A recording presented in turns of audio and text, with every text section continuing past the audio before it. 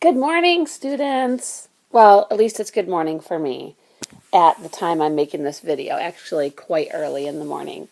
This is Mrs. Brunk, and welcome to Geometry A. Today's lesson, we are going to continue learning more about triangles. You'd almost think we learned everything there was to learn about triangles, but there's so much more. And today's focus is going to be on what's called a midsegment of a triangle. So we're going to learn what the definition means, what mid-segment of a triangle, what's the significance of the mid-segment of a triangle. And we're going to start off by looking at our learning goal, which is we're going to be able to use the mid-segment theorem to find angle and segment measures. The mid-segment of a triangle is a line that connects the midpoints of two sides of the triangle. That makes sense. That's why it's called the mid-segment, right? So every triangle then, if you think about it, you take any two sides, two at a time, will have three midsegments. So every triangle has three midsegments. So for instance, if we had a triangle like this, okay, you found the midpoints of these two sides and connect them, that would be a midsegment. Then you could take the midpoints of, say, the bottom and the left side and connect them. You take the midsegment, or the midpoint, excuse me, of the right side and the bottom, and you could connect them, and you'd get these three midsegments. So in our first example, we're actually going to do some calculations with some formulas that we've used in the past, that we've learned prior to this module, so in earlier modules, to discover some of these properties. So instead of just saying, hey, these are the properties of midsegment, we're actually going to see if we can discover them. Probably similarly to how they were originally discovered, by just exploring, some aspects of the triangle and just kind of seeing this relationship materialize. So here is a triangle that is graphed in the coordinate plane. It has vertices 2, 7. Let's see, so this is, L is at 2, 7. M is at 10, 9. So M is at 10, 9. N is at 8, 1 down here. And it says that P is the midpoint of LM and Q is the midpoint of MN. So somewhere on LM, so right here, there's a midpoint that's going to be called P.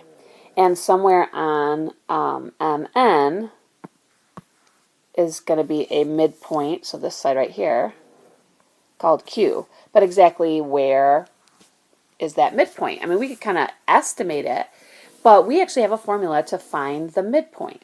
So if I want to find the midpoint of this segment over here, remember the midpoint is the average of the endpoints. So if we took our coordinates, the 2, 7 and the 10, 9, that are the endpoints of that segment, and I just added them together and took the two x's and add them together and divide by 2. So again, I'm taking the two x's right now, and I'm going to find the x coordinate of the midpoint by averaging them. And we learned this back in the very first module. And then the y coordinates are 7 and 9. Add those together and divide by 2. That's going to give us, let's see, our coordinate would end up being 2 plus 10 is 12 divided by 2 is 6. And 7 plus 9 is 16 divided by 2 is 8. So that means that point, which they said was called P, is at 6, 8. So let's plot that over 6 up 8. Yeah, that's probably where I would have guessed. But of course we never want to guess because we don't know that they're going to be integers, so we want to be sure of the coordinates by calculating them. So there's our midpoint, and then we're going to go over and do the same thing and find the midpoint of the other segment. So those endpoints are 10, 9 and 8, 1. So to find Q, we're going to take the endpoints, the x coordinates, the 10 and the 8, we'll add them together. And again, I'm taking the two first coordinates, add them together, and I'll divide by 2. And then the two second coordinates, or the y coordinates, which are 9 and 1, add them together, divide by 2. And that gives us the coordinates, let's see, 18 divided by 2 is 9. And 9 plus 1 is 10, divided by 2 is 5. So that tells us the midpoint, which is called point Q. should be at 9, 5. So let's see, go over 9 and up 5. 1, 2, 3, 4, 5. That makes sense. Looks right on target there. That looks right where that should be, right? Let me see if I can fit that coordinate on there. Now, if I were to connect these points together, that right there would be the midsegment. So taking a look at that new segment that we just created, PQ, if we had to kind of just, guess at some special things that might be true about it. First of all, when I drew that right away, it looked like it was parallel to LN. I mean, it is certainly not the same length, but it looks like it's running at the exact same slant. So what we could do is we could calculate the slope of those two segments and see, in fact, if they're parallel. Because remember, we learned, again, kind of circling back to things we learned earlier in the course, if two lines or segments have the same slope, then they're parallel. And so we're going to explore that. And then if I had to kind of estimate what I thought, like in terms of how its length compares, if I'm honest, to me, it looks like the length is maybe about 2/3 the length of LN, but we're actually going to find out something kind of surprising. So it could look a little deceiving. But so let's start off by looking at that, the length, because I mean, I'm pretty sure they're parallel. But let's look at the length of these two segments. So remember, the distance formula is used to calculate the length. And so that's where we find the difference in the x coordinates. We square that. Difference in the y coordinates, we square that, and then we take the square root after we add them together. Or we could kind of create a little triangle out of it if we wanted to. We've done that in the past where we've done like this. We've just created a triangle and used PQ as like the hypotenuse. So we could do that as well if we wanted to use that for our distance formula, or instead of the distance formula. So we could do that.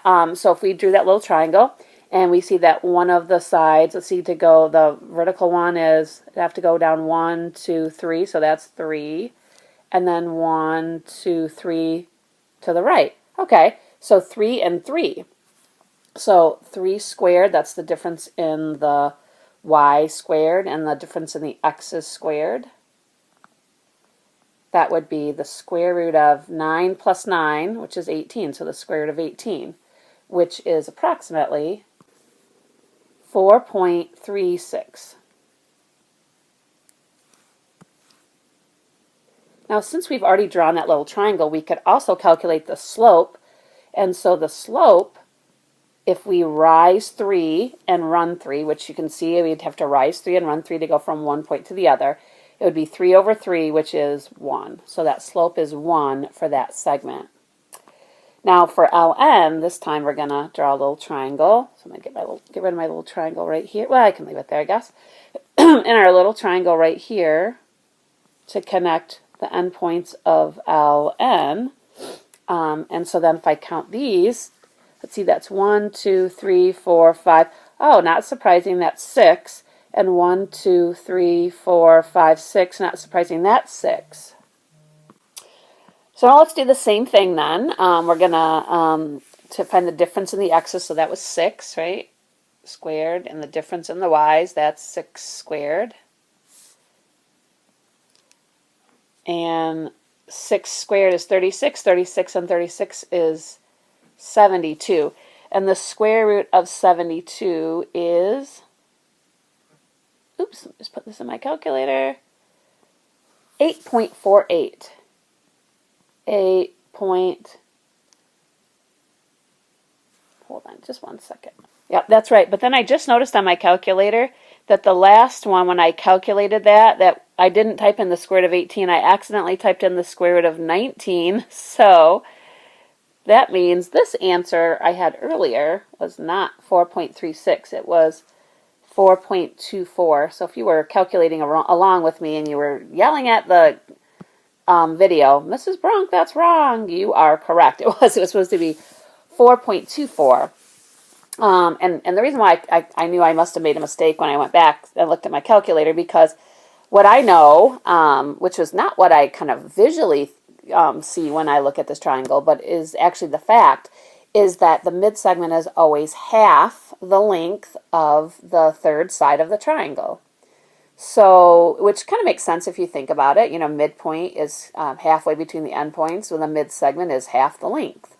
And we can show that now because we can see that 8.48, if you cut that in half, you get 4.24.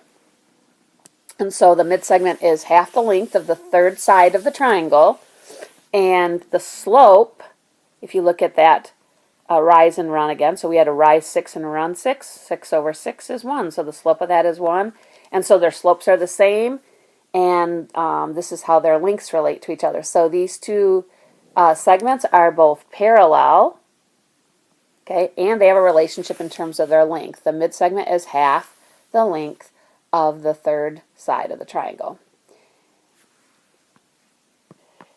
And that's what our triangle midsegment theorem says right here. So, to summarize, the segment joining the midpoints of two sides of a triangle is parallel to the third side. So, parallel to the third side, and its length is half the length of that side.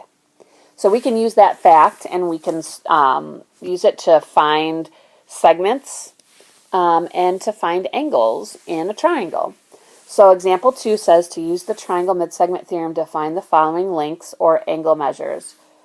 So here's how we can tell that the segments that are drawn in these triangles, FE and FG, are actually midsegments. If you look at the markings on either side of the triangle, you can see that the markings on either side of the point F in this first triangle are marked the same, and on the other side they're marked the same. So that means that F is the midpoint of segment QR and E is the midpoint of segment QP, which makes FE, that segment, the mid-segment of the triangle. And so we just learned that the midsegment is half the length of the third side. So I always think it helps if, because you'll see that you'll get some drawings that are a little more complicated, and sometimes they'll draw on all the midsegments. So I just always highlight the midsegment and then the side that it's supposed to be related to, which was, in this case, RP. And so I know that these are parallel, right? And I also know that RP must be twice as long, so it must be 7, which is, or I'm sorry, 7 times 2, which is 14. So there's our length. RP is 14. Now, working in the reverse, this time, we've got the length of the third side of the triangle is 16, which means that the midsegment must be half of that, which is 8. So 16 divided by 2 is 8. That's not too bad. That's pretty easy, right? So what's the point of them telling us that the segments were parallel? Because that really doesn't have anything to do with finding those lengths. So now in our next examples, we'll use the fact that those lines are parallel, or segments are parallel, to find some angles. So as you can see in this triangle, we've got two what appear to be mid-segments drawn. And so I guess the directions, I'm sure, looks like they got cut off, but I'm sure they're saying these are mid-segments. Otherwise, they'd have to give us markings to show that, as they do in the next example. But so that means we've got these two segments that appear to be, one's the mid-segment of the other, and then we have another set over here. So this is what I was saying about how it's kind of a good idea to highlight them and just say, okay, these two go together, and of course these two then go together. Okay, so it just helps to kind of keep that focus on the two and how they relate to each other. So first of all, they ask us to find UW. So let me find out where UW is. So UW is this right here. It's this pink mid-segment.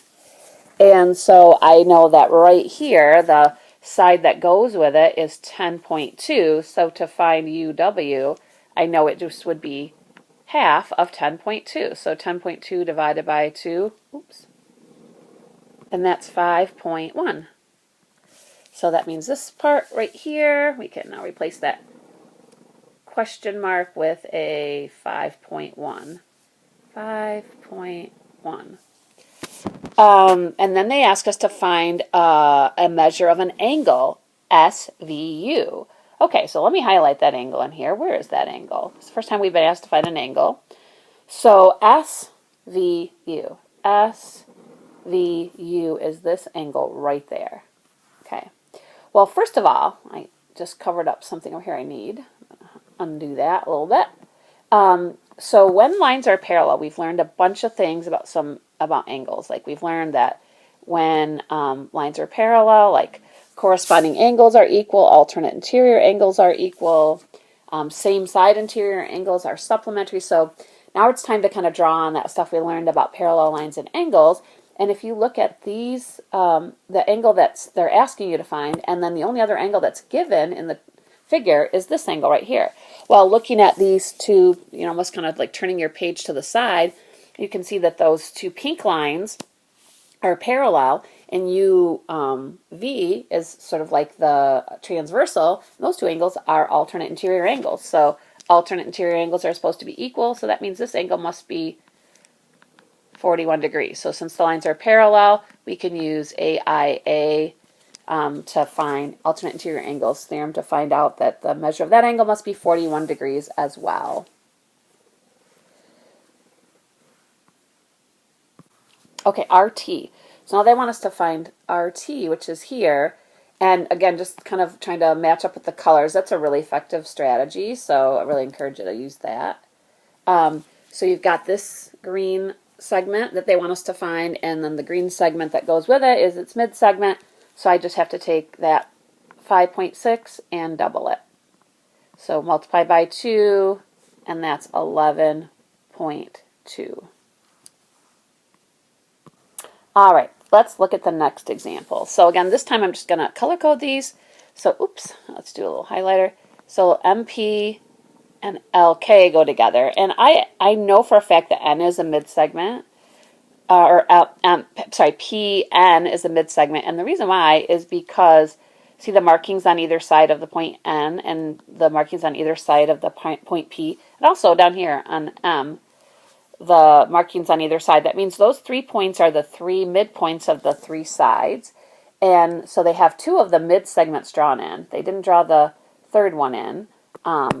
But these two go together, and so do PM and KL. So this is actually a good time to see about a U-try question. So this is very similar to the one we have up here. We've got it prepped. We've got the things highlighted on it.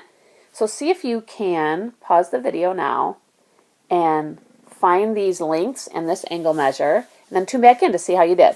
Pause the video now. Okay, so JL, you can see that JL is right here, and the mid-segment that goes with it is the one that's parallel to it, the other pink one, that's 39. If I just double 39, I get 78. Finding PM, so this time we're trying to find this mid-segment, and the side that goes with it is down here, that's 95.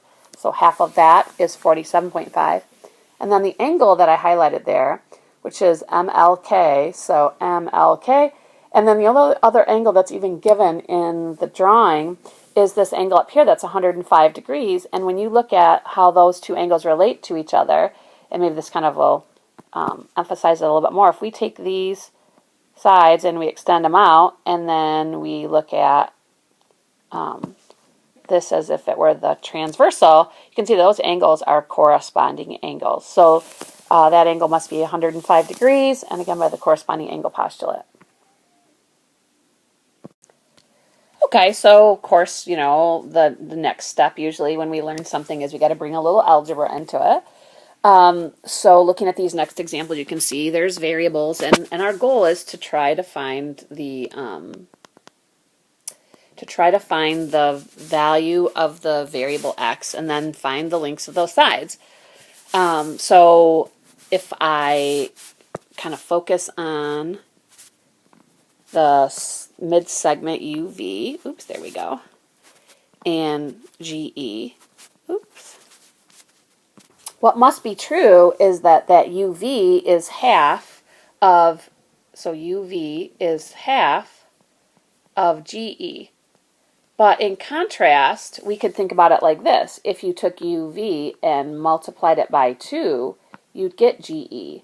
So I could use either one of these facts to write an equation. And this one is probably easier just because it's probably easier to double 2x minus 4 than it would be to take half of 3x minus 2 because of that odd number 3 there. So that's what I'm going to do. I'm going to take the 2x minus 4 and I'm going to multiply it by 2 because if I double it, it should be the length of GE, and GE is 3x minus 2. So that creates then an equation I can solve. First thing I have to do is just distribute that 2 through, and so that's going to give me 4x minus 8 equals 3x minus 2, and I'm going to get my variables on the same side. So step 1, I'm going to subtract 3x. That makes x minus 8 equal to negative 2, and then I'm going to add 8, so x must equal negative 2 plus 8, which is 6. Now if we were to go to take this and plug it back in, uv would be 2 times 6 minus 4, which would be 12 minus 4, which is 8. And GE would be 3 times 6 minus 2, which is 18 minus 2, and that's not right. Maybe it is. 16. Oh, that's correct. I don't know. For some reason in my mind, I was multiplying 3 and 6 and I was getting 21. And so, yeah, helps to know your times tables. So, oh, never mind. So 3 times 6 is 18, not 21. And then subtract 2, that's 16. And that's exactly what was supposed to be the case, that the third side was supposed to be twice as long as the midsegment, and we can see now that that is the case. So let's now designate H as a U-try question. So I want you to do similar to what we just did there. Write an equation, solve, once you know the value of x. So you're going to do two things. You're going to find the value of x, and then you're going to take that and plug them back in and find the length of ST and HF. So then tune back in to check your answer. So pause the video now. Okay, so let's take a look and see how you did. So doubling the 2x minus 18, it should equal the third side of the triangle HF, which is 2x minus 12. There's my steps in solving, and I ended up finding out that x was 12.